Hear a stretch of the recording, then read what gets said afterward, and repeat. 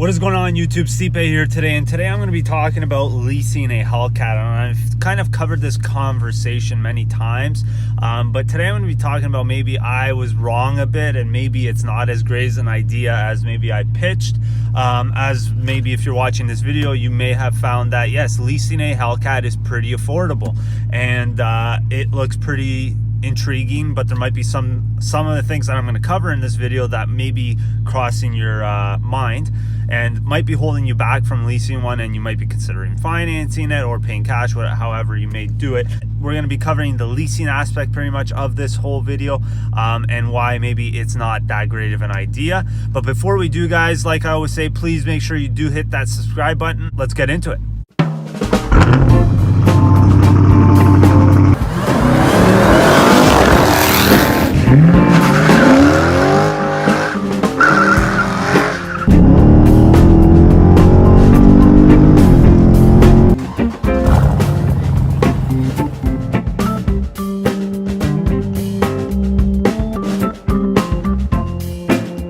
So yes, as I was saying, leasing a HELLCAT in particular, today I'm actually in a Scat Pack wide body, but leasing a HELLCAT in particular, it's a good, and there's a lot of good that comes with it, and there are kind of some bads. Now, depending on the kind of person you are, this is pretty much how this video is going to dictate it, because depending on the kind of person you are will really dictate a lot in this video. And the second will be kind of where you live. So let's start off with where you live.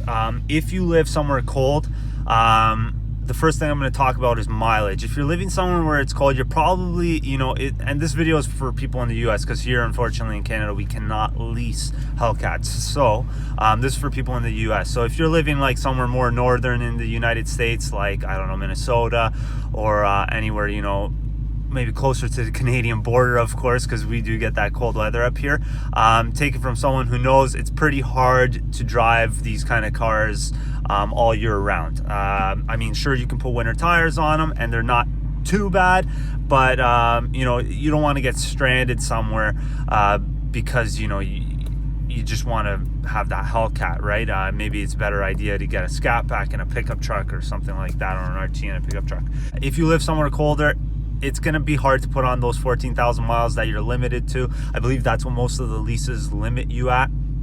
Now, if you're somewhere warm, this might be your daily driver, and you're not worried about snow and things like that. You're not worried about weather conditions, so you don't care necessarily, as far as that goes. So then you might put on more than 14,000 miles. So that might be an issue for you, because then you'll be charged a overage. And then that attractive lease payment that you got isn't so attractive anymore.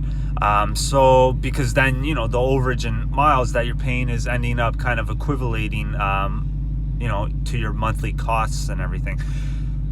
Now, that would be the first portion of it. Now, the second portion is the kind of person you are and to your likings. Now, if you're one of those people that like to modify your vehicle, let's say you like to, put an exhaust on your car, which on these cars I highly recommend you do. They do sound great from factory, but I would probably do one. You like doing some performance things, and now it's pretty affordable to do. A lot of guys are getting, over 850 horsepower out of their HELLCAT motors pretty simply by just doing a couple things like injectors, a pulley, and obviously a custom tune. But and it's very common. A lot of people are doing that, and if you're doing something like that, it's actually not a bad idea to go with a used one. And I might do a video more on that, why a used HELLCAT's not such a bad idea. But as far as leasing goes, you can't do any of that stuff. When you're leasing, you literally have to drive the vehicle the way it sits. Yeah, you could maybe get away with putting on, aftermarket rims and maybe a catback exhaust, but even then they'll probably see where they could probably find that out as well. If you obviously putting it back when you return it to stock standards. Now people say, oh yeah, but you still can modify on a lease. You actually can, believe it or not. The only thing is when you return the car, they will dock you for any modifications. It's not like they see it as an intriguing thing. Actually, when we trade in cars and we appraise cars that have been modified, let's say it's pickup trucks or whatever, and they've been lifted, or Wranglers, or cars like this have been modified with superchargers and more power, we actually see that as a downgrade, because what's something that's attractive to you might not be attractive to the next person. So from a dealer's perspective, we would rather you just keep the car bone stock when you trade it in. And that would be the same for a lease. A lease comes the same way. So when you're looking at it from that perspective, modifying your car, you're going to be pretty limited on a lease, and you're not going to be able to do things like that.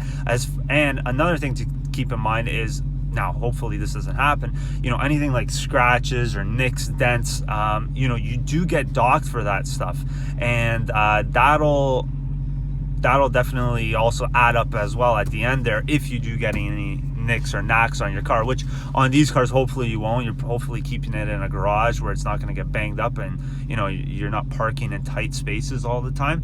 But if you are someone who does keep it outside on the driveway, or you know, you go to work and where you work it's always crowded, the parking, maybe you should consider also that, because you know, any damages or anything like that, either you will have to get repaired yourself, or you will get docked for when you bring it back to the dealership. So that's something to keep in mind.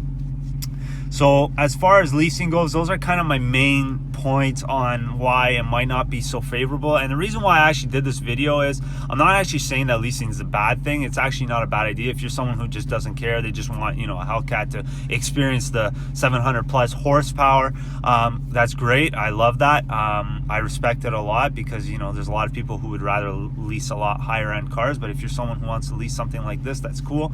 And so from that perspective, I don't think it's a bad idea. Not to mention, they're very affordable. I've seen people are leasing like HELLCATs for $550 a month, which is nuts to me. Obviously, that's in US dollars. If we were to convert that in Canadian, it would still be like $650 or maybe a bit more. I don't know, but it wouldn't be that much more. Maybe like $700. We wish we could get lease rates like that here, but unfortunately, they don't allow leasing at all on a HELLCAT here. It's pretty cheap to lease a HELLCAT, but again, if you know, you are someone who's going to be doing a lot of miles on your car, you are someone who's going to be daily driving it, and you might get nicks and knacks like that too on it, and you might put on an overage of miles on that 14,000 miles, then keep that into consideration. And then another thing is too, if you want to modify this car performance wise, chances are you're going to be pretty restricted to what you can do. You're probably going to have to return everything to stock if you want to bring it back in on lease, which is a pain in the butt. If you're not mechanically inclined and you're paying someone to do all these performance modifications and then bring it back to stock to bring it to the dealer, it's pretty crappy as far as that goes. Now, that's my video for today, guys. Please let me know what you guys think. If maybe I missed something as far as the video goes, something you wouldn't mind adding to what I've said today. And like I always say, guys, I will be back with more videos. Please make sure you do hit that subscribe button, and if you like the video, like it. Thanks.